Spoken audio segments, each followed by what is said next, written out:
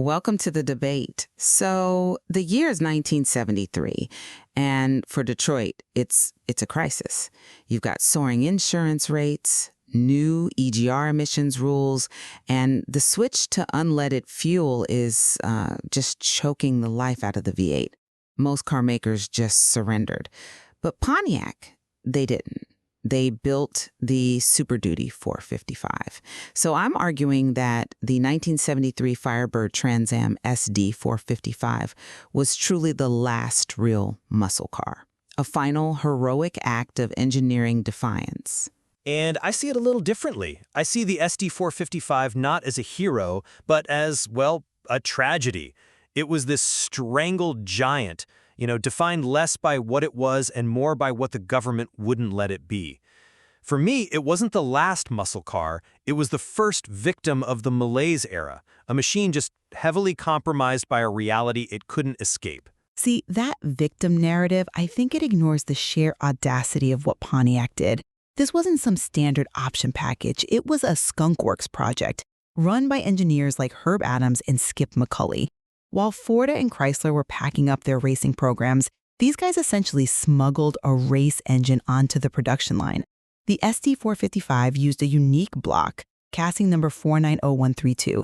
It was reinforced with 4-bolt malleable iron main caps. It even had provisions for a dry sump oiling system cast right into the block.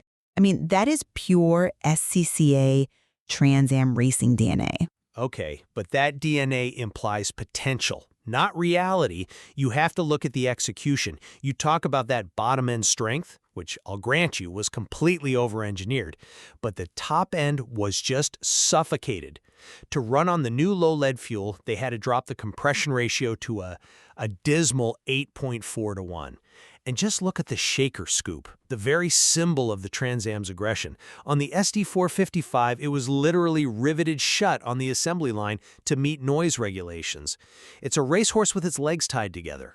The compression drop was industry-wide, though. Everyone had to do it. What matters is that Pontiac worked around it. Despite the lower compression, they used cylinder heads derived from the legendary Ram Air IV with these fantastic round port exhausts. That airflow architecture let it make power where others just couldn't. You call it suffocated, but the data tells a different story. Car and Driver tested a 73 SD455 at 13.75 seconds in the quarter mile, over 103 miles per hour. That was faster than a Porsche 911, faster than a Pantera, faster than the Corvette 454 that year. Even Strangled, it was outrunning the world's best. Right, but we have to address the bait and switch with that specific test car, because it's really the core of the controversy.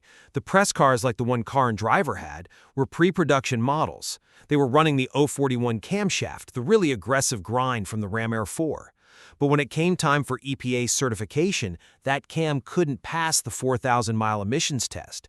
So for the actual paying customers, Pontiac swapped in the much milder 323 cam. That 310 horsepower figure in the brochures, that was for the Phantom cam. The production reality was 290 horsepower. The car you're celebrating is the prototype, not the one they actually sold to people. Even with the 323 cam, the car was completely unrivaled at the time. I mean, we're kind of splitting hairs on camshaft profiles here and ignoring the massive achievement. Pontiac managed to certify a 455 cubic inch monster in a year when everyone else was just building smog-choked boat inkers. And that defiance, it wasn't just mechanical, it was visual. 1973 was the debut of option WW7, the giant screaming chicken hood decal. The GM design chief, Bill Mitchell, apparently hated it, but it became the defining look of the 70s. It was a signal that performance wasn't hiding. Aesthetically, it was a triumph. I absolutely grant you that. But the production numbers, they tell the story of a program in distress. Because of all those certification delays, trying to sort out the EGR valves and that cam swap, production was a nightmare. They only managed to build 252 Trans Am SD455s and just 43 formulas in 1973. That's not a production run. That's a pilot program that barely escaped the factory. It's rare, yeah, but its rarity comes from the fact that the car was almost impossible to get legalized. That scarcity is exactly what cements its status as the last real muscle car.